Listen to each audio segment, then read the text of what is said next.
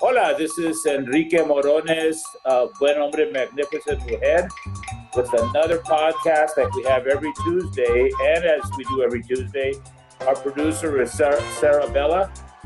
She does a terrific job, and she's the one that keeps these programs going.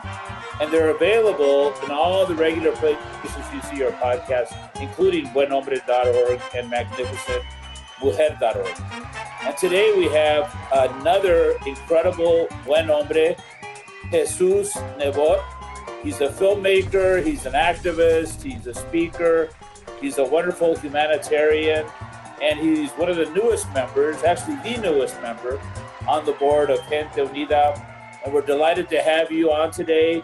Jesus, ¿cómo estás? Bienvenido. Gracias, Enrique. Estoy muy bien. I'm doing great. And I'm just very honored to be interviewed by you. And you said wonderful things about me, and I appreciate that. And it is an honor to be with you and to also acknowledge you for your activism, for being, for me, a wonderful role model as a humanitarian as well. Well, thank you very much, Jesus. And I know some of the things I'm going to ask you I already know, but we want the public to know. And I've been very impressed with your work. That film, I don't know if it was your last documentary, but the documentary that I saw, which was fantastic about American Nightmare, I can't get that out of my mind. And that's something about these films. When you have that film or that photo or that song that stays in your mind and really impacts you, you have that magic. You have that magic skill. So on my podcast, and before I had the podcast, I've had radio shows and all that type of thing. And I always begin by asking the person that I'm interviewing to introduce themselves. So Jesus, when somebody says, who is Jesus? What do you tell them? And I'm talking about Jesus here, not the other Jesus. Well, I have to tell you, the other Jesus is, or Jesus is great inspiration to me. So I'm honored to have his name, and his name definitely brings to me the opportunity to be reminded of what Jesus and his message was all about. And to that end, I look at myself as a humanitarian like yourself, that is doing his best to anchor this energy of unconditional love, to be as loving as possible to myself and to others, and to do my best to leave that legacy behind me. In other words, whether it's speaking or whether it is making a film or any other work that I could do, even with my activism, love is truly the energy that is that is giving me the inspiration to get into action. I'm not doing my work because I'm opposing anybody, because I'm against anything. I'm doing my work because I am for loving. I'm for unconditional love as the energy that can heal us all, that can bring us together, and that can eventually make this world a better place, if you will. And you're doing it by example. You're doing it by doing the walking the talk. And I applaud that. But give us a little bit more background. I know you're from Spain. Tell us, so you're from Spain, a little bit of your family background, and how you made it to the United States. Yeah, so I was born in Spain. I was raised in Spain. And from an early age, I had an experience that kind of shaped my life, and perhaps can explain why I'm here. And maybe I can share this little anecdote. It happened to me when I was 6 years old, and I was in Spain. It was Christmas time, and we were having dinner. My parents, my siblings, and I had a younger brother and a younger sister. And then about midnight, just before midnight, my parents decided to go to the midnight mass, which was tradition in Spain, and it still is tradition in some countries on Christmas Eve. And they left me alone. I had a little bit of a cold, but prior to that, something happened during this dinner, this Christmas dinner, that was very special. My father told me, Jesus, close your eyes and open your hand. So I did. And then I noticed he left some paper, and then he said, open your eyes. And when I did, I noticed that he had left me in my hand a bill of, well, 10 pesetas, it doesn't really matter. It was the national coin, but imagine a bill of about $10. And I was like, wow, because it was the first time that, I had money that was mine. And he said, Jesus, this Christmas, I'm not going to give you a toy. This Christmas, I'm going to give you this money because I want you to buy for yourself whatever you want. And it felt really, really special that he did that because, like I said, it was the first time I had that power and that money and all that. So as I was saying before, my parents, after the dinner, they left and they left me behind. And then somebody knocked on the door.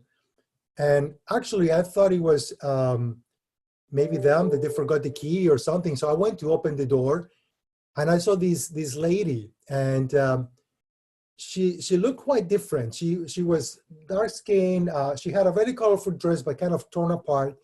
And what really struck me is that she was breastfeeding a baby, and then she had another child in her other hand. And this lady said, can I talk to your dad? And I said, no, my dad is not here. And she said, well, can I talk to your mom? And I said, no, they're both gone. They went with my brother and sister. They went to church. And she said, oh. And then she proceeded to leave. But I was so curious, right? 6 years old. I see this woman I don't know asking about my family. So when she was leaving, I told, hey, lady. And she turned around and I said, but what is it you want? And she told me, I'm a gypsy woman and I just moved here as an immigrant very recently. And this night we're having some trouble, and I am just going through the neighborhood asking for some charity and see if I can have some milk to feed my child. And I said, I can help. And she said, you can? I said, yeah, of course. So I reached down my pocket and I got that bill that my father gave to me and I gave it to her. And she said, oh, no, you can't. And I said, oh, yes, I can. It's my money. I was so proud. And in that moment, she got teared eyes. She said, oh, my God, this means so much to me. Thank you. I'm going to be able to buy some goodies for my children. And this is going to make our Christmas so special. Oh, my goodness, thank you. You're such a nice kid. And she left. And in that moment, Enrique, I got to tell you, in that moment, for me, it was a discovery of this thing that we hear, that giving and receiving is one and the same. In other words, I could not imagine that I would have ever been able to buy an ice cream or buy a toy or anything that would have given me more joy than the joy that I experienced in that simple moment, helping that lady. And that stayed with me. Then my parents came and I told them, my father says, oh, you're not supposed to open the door to it. And I said, okay, I understand. I thought it was you, but I explained that my parents were like, okay. And I was very curious, and I told my parents, but why is this lady, asking for money? That's so strange. And, at that time I had this conversation, kind of the first time in my lifetime with my parents, where they explained to me, there are people that are immigrants, and there are people that do not have enough, and there are people that are struggling, and they need some help. And I think that I became an activist in that moment, because from that moment on, I really thought that there was so much injustice. Why is it that I'm a child and I have a family and I can, have enough for food, and I see this poor lady with these two kids that are, so it was an awakening for me. But for me, what's most important about this experience is not that I was a special kid. Of course, I was not. It's the fact that I honestly believe that you and I are humanitarians because we understand that we need to move beyond our limited beliefs of one another. And what I see right now happening in our country, what I see right now happening in the US is this extreme polarization. And definitely when it comes to immigrants, as you very well know, especially with the current administration, this demonizing of undocumented immigrants or asylum seekers. And I am very much aware that if we would go back to the time that we were children, when we were 5 or 6 years old, if we would encounter this experience that I encountered, everyone in this country, including Trump, probably would have actually answered the same way. Because at that time, guess what? We are open. We want to learn. We are compassionate. We are guided by love because that's what we know. What we don't have is a bunch of ideas and beliefs. What we don't have is the indoctrination that comes from political parties and ideologies and sometimes schools or whatnot that are giving us this limited perspective by which we start believing that we are separate from one another. And therefore, our compassion and our empathy is gone. So that experience kind of shaped me in my life. And later on, just to continue with who I am and how I came here, actually, I had to migrate myself. I had to go to France. And the reason is that although my family was okay, Spain was still pretty much a relatively poor country. And it was common for us Spaniards to go north, to go to France, to Germany, to make some money. And so I went to France, and as a teenager, I worked in France illegally. I was an illegal immigrant, if you will. And I worked picking up fruit. I worked in the fields from sunrise to sunset. So I had that experience.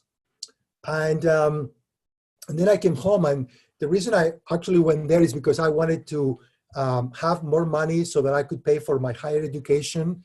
At the time, I had this dream that I wanted to be ambassador and work for world peace. I was still very much focused on how can I be an activist, and maybe I can work for United Nations and work on bringing nations together and whatnot. And so coincidentally, when I came back to Spain and I wanted to pursue my university, something happened, which is that I also declared myself a conscious objector or a consensus objector, meaning at the time in Spain to do the military service was mandatory.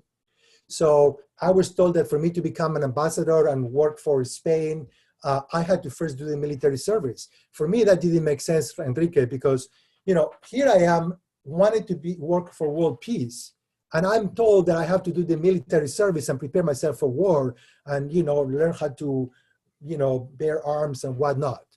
So at that time, I said, no, I'm not going to do the military service. And like other youth, I had to face the consequences of that decision. Thank God the law was changing at the time. So I was able to avoid jail, but I could not pursue my education as I envisioned to work, my public education as I envisioned to work internationally. And that's how I looked into the arts to make a difference. And that's how I ended up eventually embracing acting and directing and filmmaking.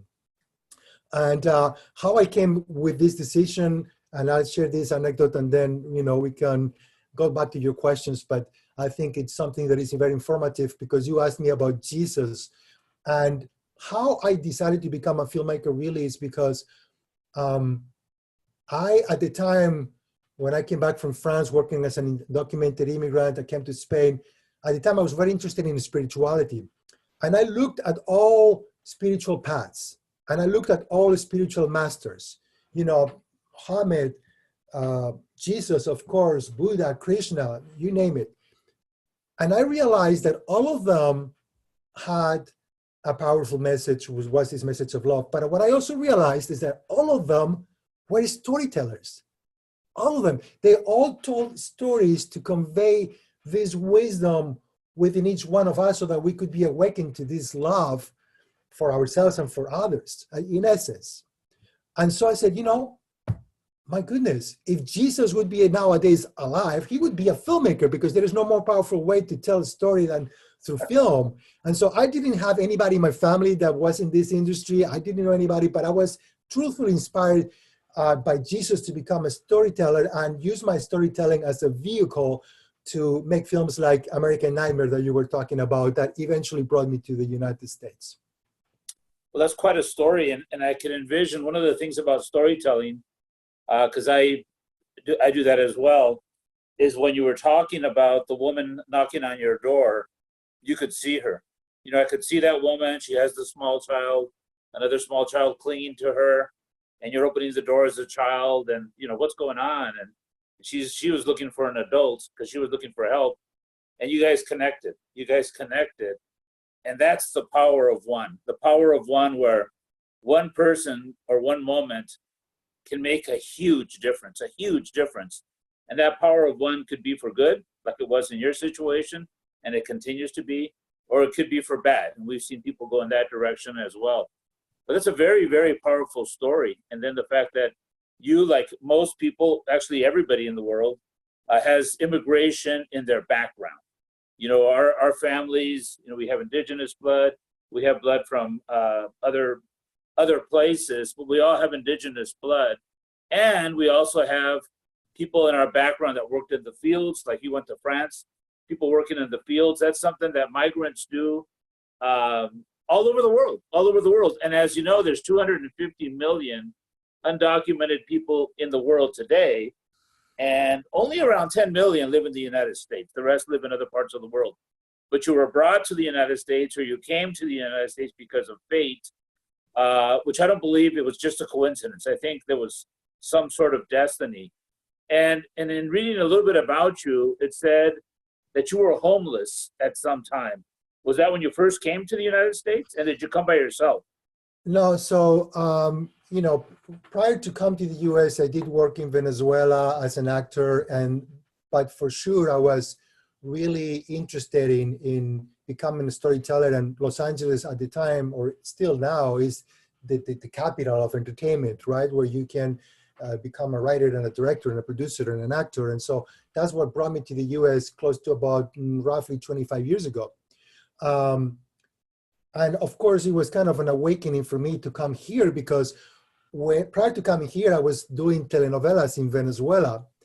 And I did 3 of them. They were very well known. So imagine, I was perceived at the time as this known actor, and I had a lot of the attention that comes with that popularity, and fan clubs, whatever, you know. It was just like an interesting experience. Then I come here, and then, you know, I had to start all over again. Nobody knew me. And it was like such an awakening for me. I remember telling this to my roommate at the time. He said, you know, in Venezuela, I'm like, everybody treats me like, oh my God, you're so awesome. And you cannot believe it. And here I am, and I'm struggling. I haven't even had a date in 3 months. And he told me, you don't get it, Jesus. And I said, well, what? Here, you are nobody. And I got to tell you, that hurt at the time, Enrique, that hurt. But it was an awakening that you are right. We are not this body. This body is perceived very differently in different places. In Venezuela, I was perceived as the important thing. Here, I was perceived as almost like an undocumented immigrant. I barely spoke English. I was struggling. Whenever I would go on auditions, I was doing the roles that are stereotypically Latino, meaning the bad guys. And so it was just an awakening to the fact that I'm not my body. I'm not my mind. A mind is something I have this body, but what I am is this spirit. And that allowed me to really recreate myself and come from that difficult experience at the beginning, where I had to struggle to get the papers. Thank God I was able to, because honestly, I was able to take advantage of my privilege, for the lack of a better word, and get a green card as what they call person with extraordinary ability in the arts. Because prior to coming here, I had done some work in other countries, and I used that to my advantage. Of course, that's not the reality for most immigrants, as you know. But to make the long story short, I ended up making this film that is called No Turning Back. It's a film where I was writing, directing, producing, acting, doing the whole thing. And actually, I had to put all my money into it and ask other people to give me money. And in the process of doing this film, honestly, I went bankrupt. I mean, the reality is that although the film, I was able to make it, and it's a film that has done very well, that had a theatrical opening in the US and in Spain as well, and has been sold to many countries. It's a film called No Turning Back, that people can still get on Netflix in some places. At the time, right after I made it, I was completely broke. And yes, I was renting. I couldn't pay my rent. Next thing I know, I have to ask friends and sleep on couches, you know. And that's how it was for me, that experience of homelessness. It did not last very long, thank God, but definitely that is part of an experience that I had. And at the time, what I realized is that I could not depend on this industry to make a living. I had to do something else. And that's how I came out into becoming an entrepreneur and doing other things. And now I have a real estate business as well, as a social entrepreneur. And I can find that balance whereby I can make money doing my business, and then I can do the projects that are close to my heart and produce them with my own money if that's needed. And so anyway, here I am making films like American Nightmare that are not intended to make money, are not intended to be in the marketplace to be bought by anybody, are just intended to be my source of activism. That's how I use my creativity and my talent to do something, like I said, in the spirit of telling a story that can hopefully help others awaken their compassion for one another. And yeah, the American Nightmare, I want to talk about that a little bit. But before that, I have some similarities to your story. And one of the things that caught my attention was the telenovela part, that you were a telenovela or a soap opera star. Obviously, you were playing like the good guy in the telenovela, because my dad passed away 6 years ago. If he were still alive today, he'd be 100 years old. And when he was getting older, and I'd go out with my mom and my dad, and we'd go have dinner or something, all of a sudden around 6 o'clock, whenever we were together, he would say he didn't feel well. So I would look at my mom thinking, how come every time we go out at this time, he doesn't feel well? And she would look at me and say, he feels perfectly fine. There's a telenovela that he wants to get home and watch. He loves telenovelas. And I said to my mom, my dad watches telenovelas? My dad's always been like a man's man. What's he doing watching telenovelas?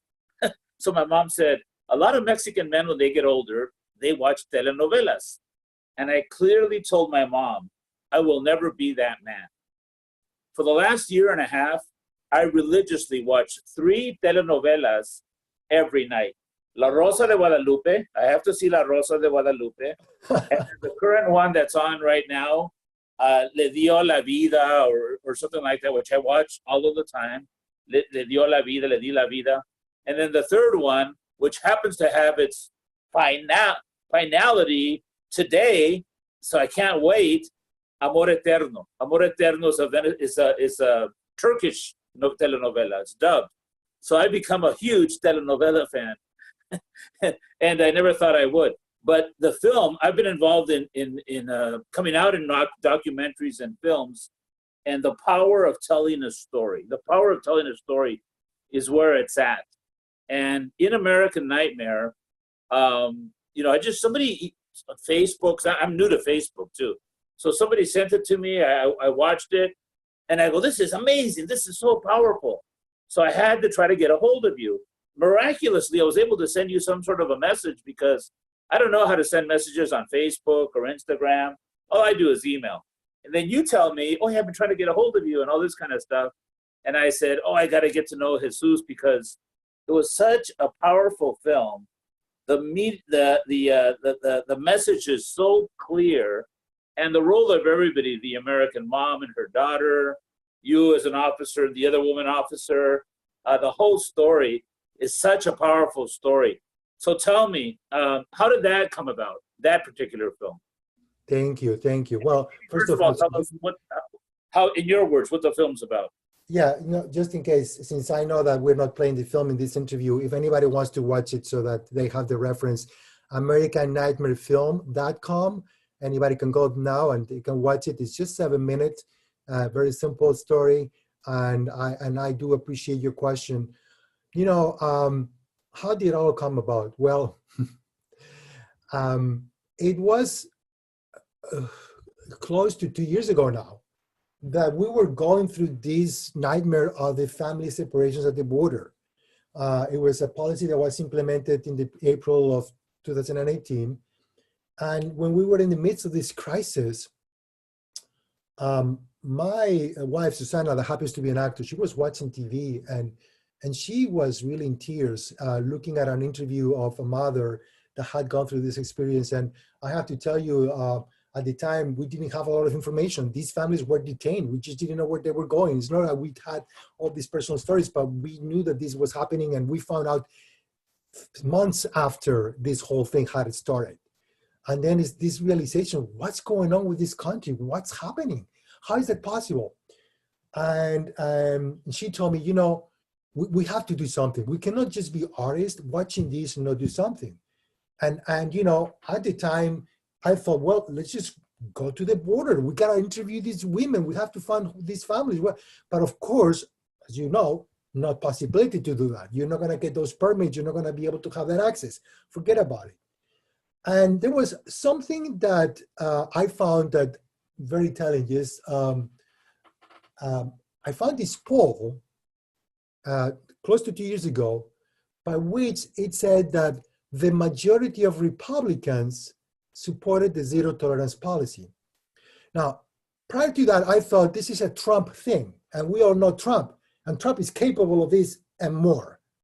But when I realized that the majority of Republicans did support that policy, then I knew something was off. This is off.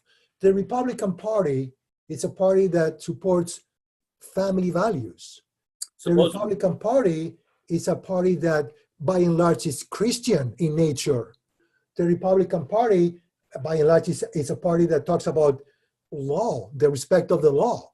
Here we had a policy that was disrespecting our current law, that was really not Christian in its essence whatsoever, and definitely did not support family values. So what's going on?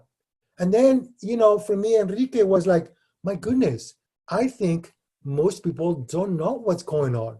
Like, people don't have the first experience of understanding the pain that it means, this cruel, inhumane policy.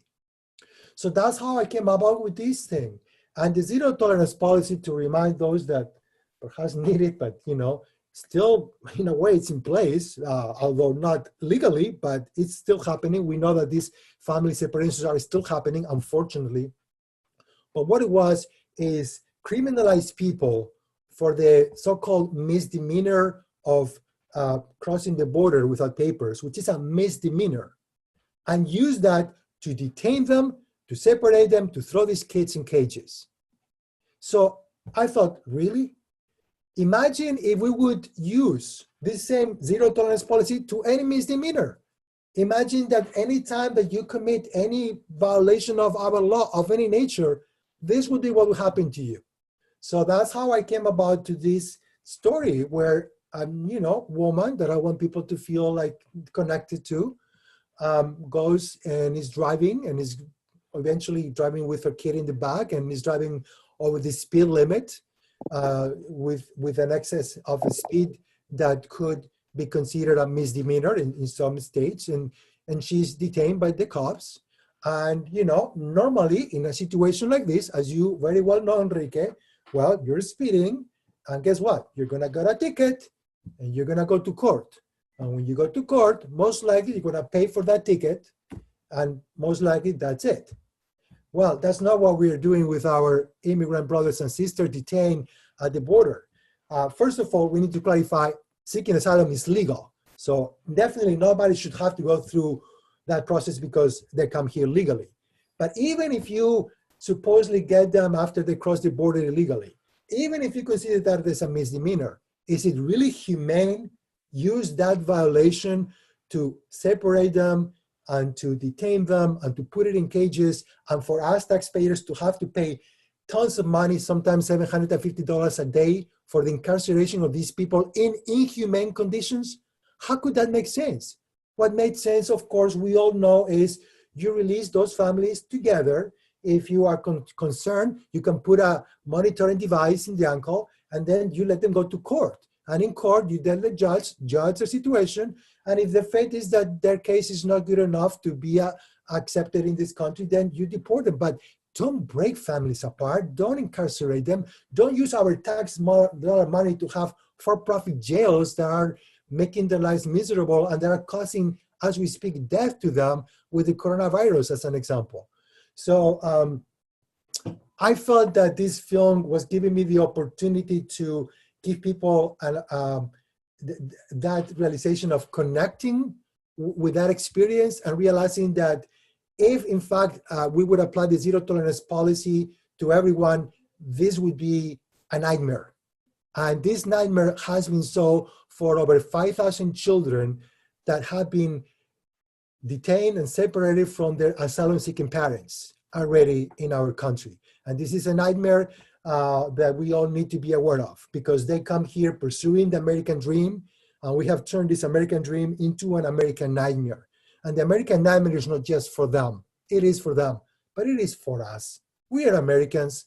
What's happening to our country? What's happening to our values? What's happening to what America stands for? I mean, right now, I think we're a little bit, for the lack of a better word, ashamed. We go to the world and the world is looking at us with pity because of what's happening in our country, because of our violations of human rights at the border, or because we're not able to contain this virus like, let's say, Europe has done it just in recent months. So something is off. And like I said, this film was a way to bring that level of humanity and let people that maybe are somehow separated from the experience, let them have that experience themselves so that they can realize the cruelty of this policy, and hopefully with that change some minds. And I know that I have changed some minds, and of course I know that some others will never be changed, but it's my effort, genuine effort as a storyteller, to awaken our common humanity, if you will. And you do a really great job the way that the film is laid out, using the term illegal driver. The woman kind of saying, "Oh, you can't be taking my child away." The way she has that attitude of white privilege. And when you're talking about American nightmare, I'm reminded, I've done these caravans. I've done these caravans across the country since 2006. And the first one was to get people to the streets to march, and it was a huge success, the spring of 2006. But the fifth one was called American Dream or American Nightmare. That was the name of the caravan. And we started where we always would start, which is where the wall is, where Friendship Park is.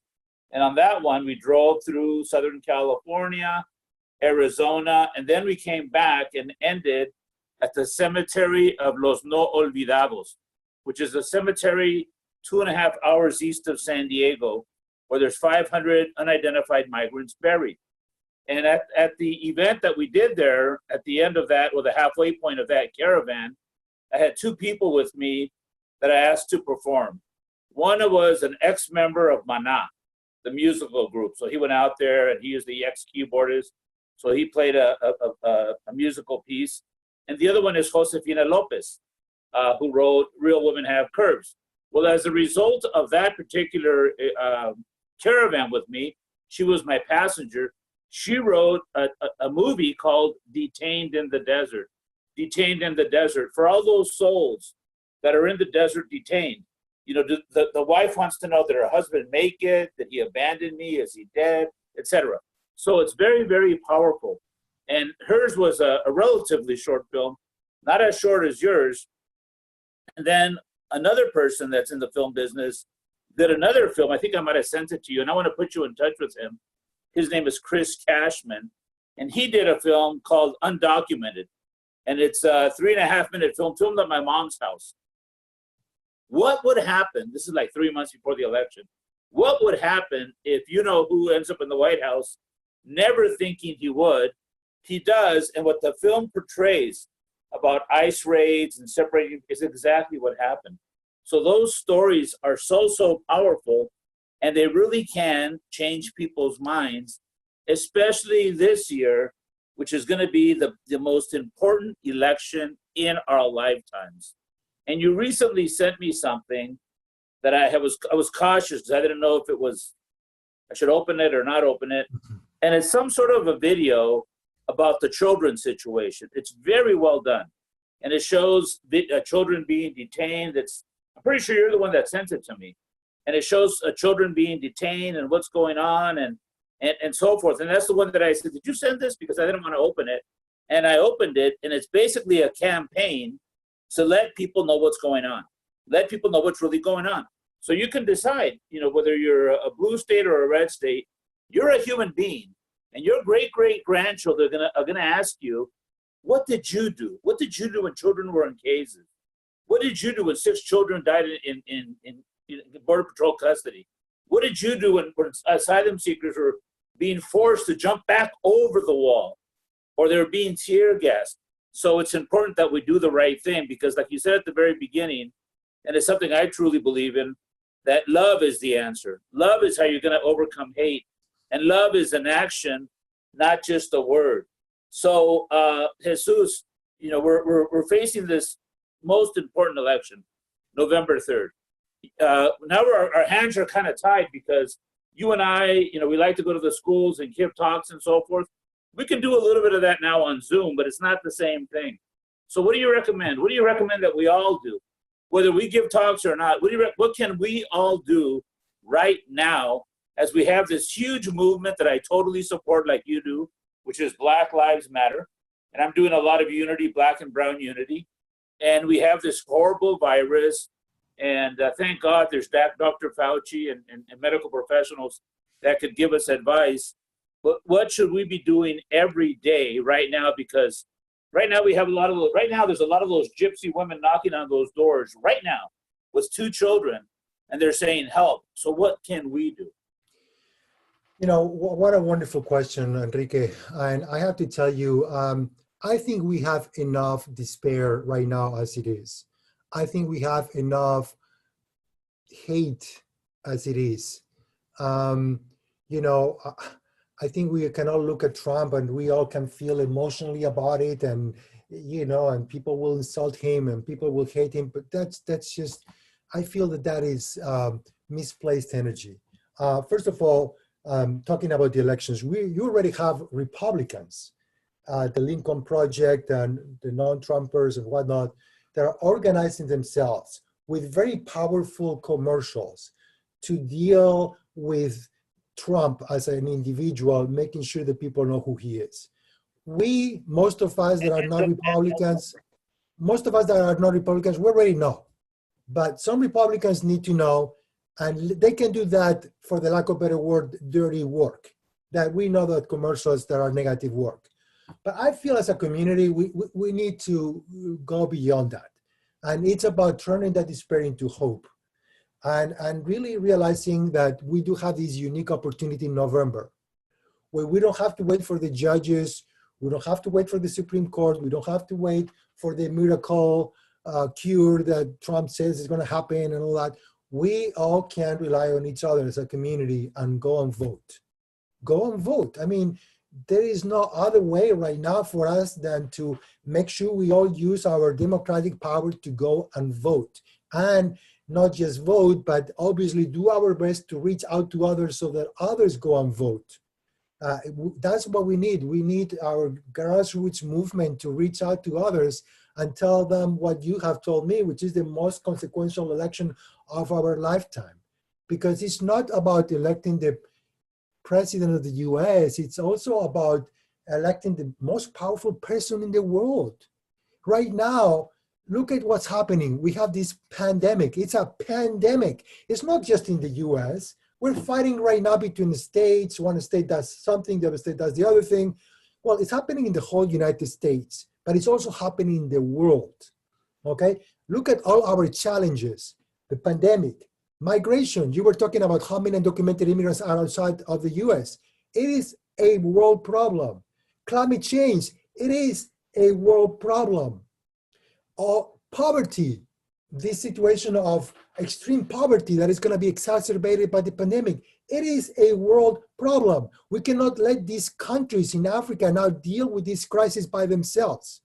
So we need a world leader that can restore that humanity understanding in power, not just for the US, but for the world. We have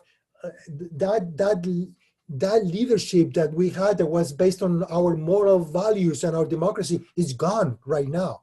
Our leadership right now is only strengthened by our military might. And this is really sad. This is really sad.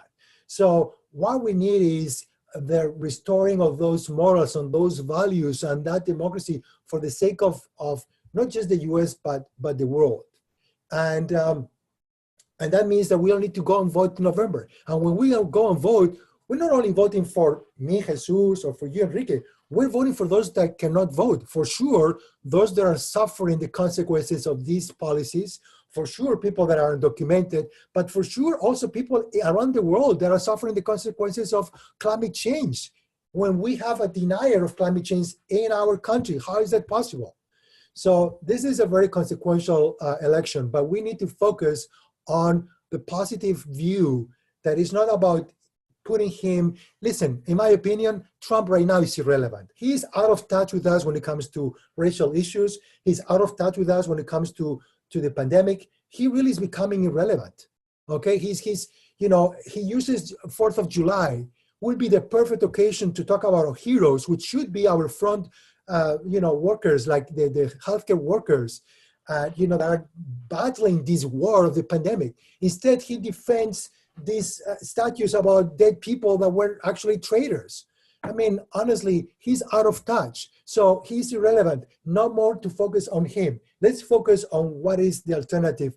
And it is Biden, but beyond Biden, it is the restoring of those American values that we have all been so proud of, that really represent America in the best positive light, and that are an example for the world, so that we can all unite the world in this common understanding that more important than our nationality, the country of origin, our race, or our beliefs or ethnicity, is the fact that we are human beings, and that we need to work with one another to solve these social challenges that were happening that are global in nature. We cannot have nationalist leaders deal with global problems. If you look at the pandemic, all 5 countries that have dealt with it the worst, United States, Russia, Brazil, India, and United Kingdom, all 5 have incompetent men that are autocratic, okay,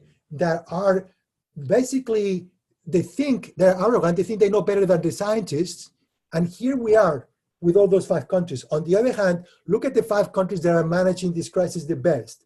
You can look at New Zealand, you can look at Denmark, you can look at Iceland, you can look at Norway, you can look at Germany. What do they have in common?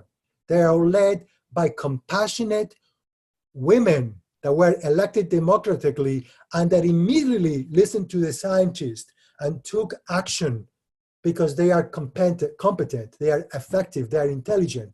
And now, guess what? The virus is not a concern for them. They're opening the country safely and they are doing fine. So this is an example of what is coming with this election, but it's also an example of the fact that we need to focus beyond the US. We have to focus on the fact that we are all powerfully connected as human beings, and that enough about this thing about America first. America first, really? For what? I mean, look at it. There has not been no wall, no inhumane policy, no restriction on immigration, nothing that has stopped this virus from coming here and causing this damage. This is obsolete thinking. This is thinking that is taking us nowhere.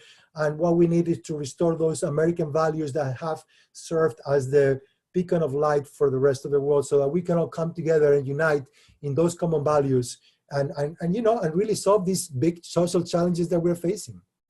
Amen. I agree with you 100%.